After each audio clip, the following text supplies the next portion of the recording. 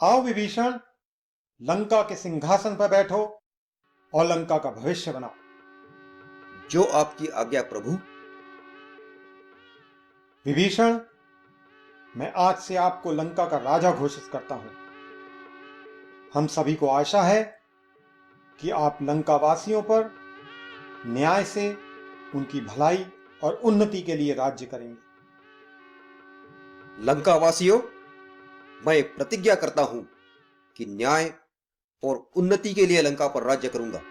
महाराज विभीषण की जय। महाराज विभीषण की जय। न्याय चाहिए महाराज, हमें न्याय चाहिए। न्याय चाहिए महाराज, हमें न्याय चाहिए। इन सबको अंदर बुलाओ, हम अपनी प्रजा को न्याय दिलाएंगे। महाराज विभीषण की जय हो। महाराज विभीषण की जय हो। बताइए, किसने आप लोगों को दुखी किया है?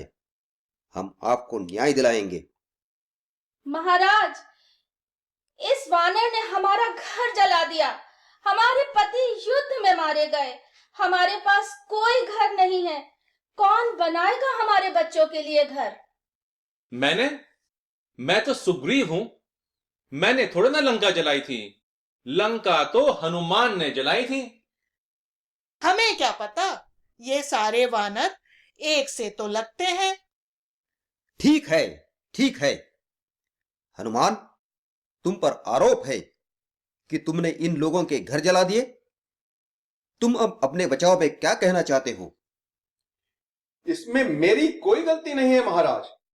रावण ने मेरी पूंछ में आग लगाई थी और लंका में इसीलिए आग लगी। महाराज, हमारे घरों में इन्हीं की पूंछ से आग लगी। हमें इनसे शिकायत है। न्याय चाहिए महाराज, हमें न्याय चाहिए। हनुमान, अब तुम्हें क्या कहना है? मैं रावण से पूछना चाहता हूं, उसने मेरी पूंछ में आग लगाई क्यों थी? रावण? रावण से अब कैसे पूछोगे? वो तो युद्ध में मारे गए। रावण क्यों नहीं आ सकता? प्रभु चाहें तो सब हो सकता है। प्रभु, कुछ करिए ना प्रभु। हाँ हाँ, न्याय के लिए यह हो सकता है। जैसी प्रभु की इच्छा। रावण को बुलाया जाए। महाराज रावण प्रस्तुत हो।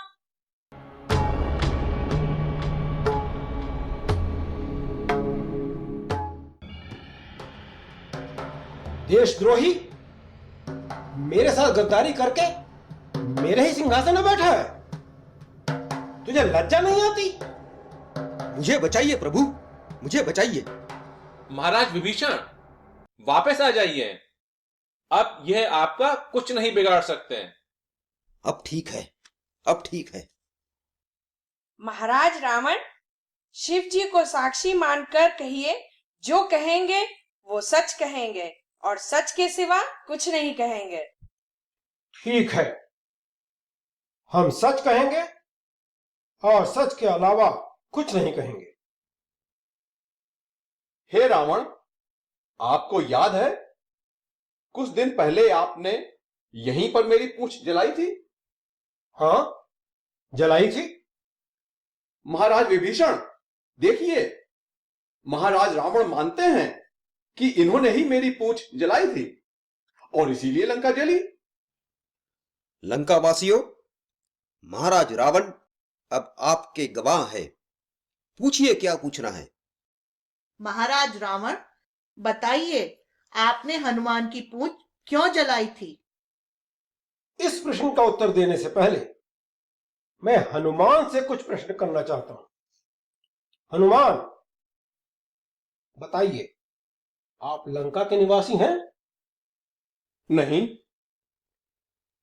आपने लंका में आने से पहले किसी की अनुमति ली थी? अनुमति तो नहीं ली थी। लंका का यह नियम है कि जो भी यहां बिना अनुमति के आए उसे 2 साल का कारावास दिया जाता है। पर हमारे यहां का यह नियम भी है कि जिसके पूंछ हो उसे कारागृह में नहीं रखते। हमने इसीलिए इनकी पूंछ में आग लगाई। पूंछ जलने के बाद इन्हें कारागृह में ले जाना था। पर ये हमारी सेना को चकमा दे के भाग गए। तो देखिए महाराज, हनुमान की गलती की वजह से उनकी पूंछ में आग लगाई गई और इसीलिए लंका में आग लगी। हमें न्याय चाहिए महाराज, हमें न्याय चाहिए। हनुमान, आपको अपनी रक्षा में अब क्या कहना है? मैं एक और गवाह बुलाना चाहता हूं। महाराज रावण, आपका बहुत बहुत धन्यवाद। अब आप जा सकते हैं। ठीक है। अब मैं पांडवों की मां कुंती को बुलाना चाहता हूं। अब कुंती कैसे आ सकती है? कुंती तो महाभारत में थी, उन्हें रामायण में कैसे ला सकते हैं? कुछ करिए ना प्रभु। ठीक है, न्याय के लिए यह भी हो सकता है। जैसी प्रभु की इच्छा। माता कुंती को बुलाया जाए। माता कुंती प्रस्तुत हों।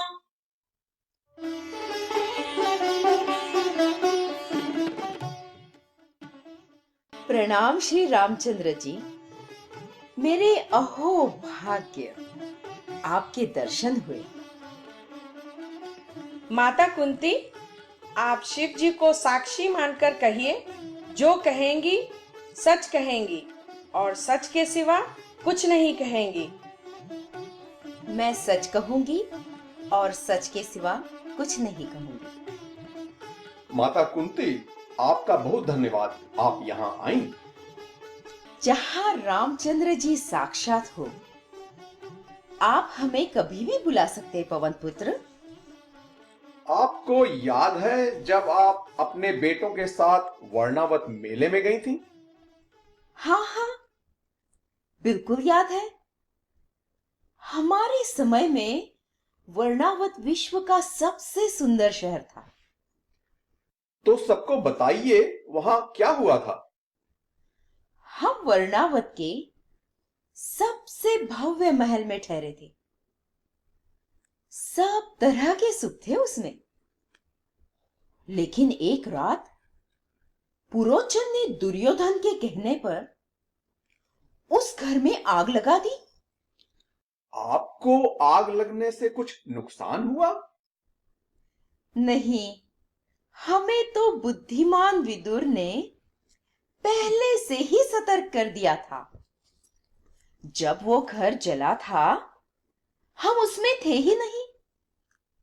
आपने दुर्योधन को घर जलने का कोई दंड दिया? मेरा महान बेटा युधिष्ठिर बहुत दयालु था। वो कभी किसी का बुरा नहीं सोच सकता था। नहीं, उसने दुर्योधन को इसका कोई दंड नहीं दिया था।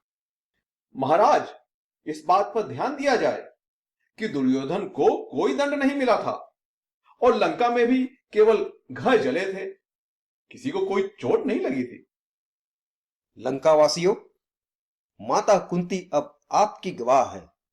पूछिए क्या पूछना है। प्रणाम माता कुंती। माता, दुर्योधन ने जो घर जलाया था, क्या वह आपका और आपके बेटों का घर था?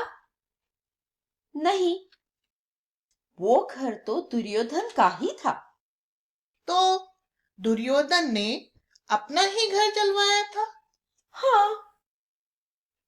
दुर्योधन को दंड नहीं दिया गया क्योंकि उसने अपना घर जलाया था, पर हनुमान ने तो हमारा घर जला दिया। उसे दंड अवश्य मिलना चाहिए। हनुमान, आपको माता कुंती से कुछ और पूछना है? नहीं महाराज। माता कुंती, अब आप जा सकती है। तो हनुमान, अब तुम अपनी रक्षा में क्या कहना चाहते हो? मैं अब क्या करूं महाराज, समझ नहीं आता। प्रभु बचाइए मुझे। ये क्या प्रभु प्रभु लगा रखा है पवन पुत्र? आरोप तुम पर लगा है, सोचो कुछ। महाराज विभीषण, मैं भी इस विषय में पवन पुत्र से कुछ पूछना चाहती हूँ। पूछिए देवी सीता, क्या पूछना चाहती हैं? पवन पुत्र, एक बात बताइए। जब आपकी पूंछ में आग लगाई गई तो आपने क्या किया? करता क्या, पूंछ में आग लगते ही इतना दर्द हुआ कि मैं यहां से भागा। पर आप भागकर जाना कहाँ चाहते थे? और कहां, मैं नदी में जाना चाहता था पूंछ की आग बुझाने। और नदी यहाँ से कितनी दूर है? बहुत दूर है, और आपने देखा होगा कि कितनी गलियों से होकर जाना पड़ता है। तो आपको नदी तक पहुंचने में बहुत देर लगी होगी। हाँ, देर तो बहुत लगी। रास्ते में क्या हुआ, बताइए सबको। होता क्या, गलियों में इतने लोग थे, मैं सबसे बचता हुआ जा रहा था कि कुछ घरों में आग लग गई, और देखते ही देखते महल के आसपास के सब घर जल गए।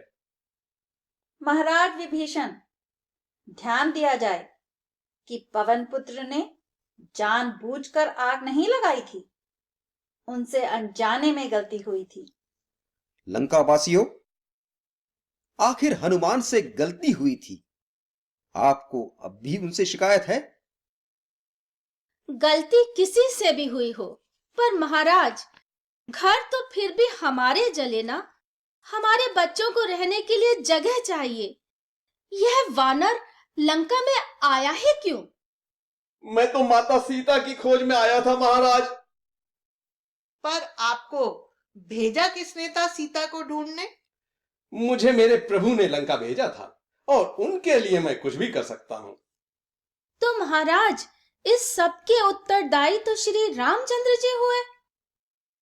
लेकिन पवन पुत्र को इसलिए भेजा गया था क्योंकि रावण मुझे चुराकर यहाँ ले आया था। ना रावण मुझे चुराता, ना ही पवन पुत्र यहाँ आते, ना उनकी पूंछ चलाई जाती, और ना ही लंका में आग लगती। लंका वासियों, आखिर गलती महाराज रावण की थी, और उन्हें अपने गलती का दंड युद्ध में मिल चुका है। अब आप लोग जा सकते हैं। गलतियां लोगों से हमेशा हुई हैं और होती रहेंगी।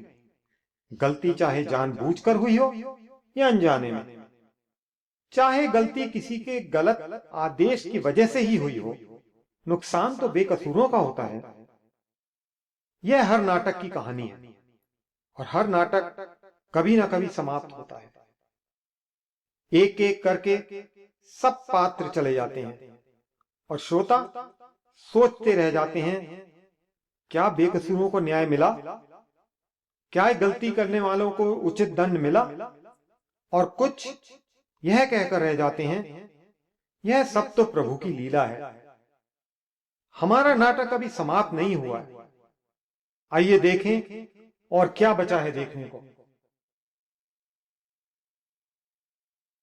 इतनी जल्दी लंका वासियों को वापस ना भेजिए महाराज विभीषण।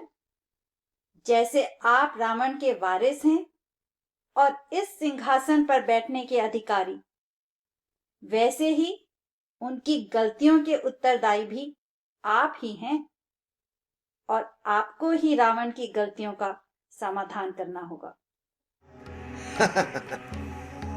आखिर सारा आरोप न्यायाधीश पर ही आया। ठीक है, हम भी पीछे नहीं रहेंगे। लंका की जितनी सेना बची है, हम उन्हें आदेश देते हैं कि हर जला हुआ घर पुनः बना दिया जाए। महाराज विभीषण की जय हो।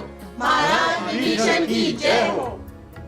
महाराज, मैं भी अपनी वानर सेना को लंका के सारे घर बनाने का आदेश देता हूं। जब तक हर जला हुआ घर नहीं बन जाता, तब तक कोई भी वानर अपने घर वापस नहीं जाएगा। महाराज सुग्रीव की जय हो। कपिराज सुग्रीव की जय हो। कपिराज सुग्रीव की जय हो।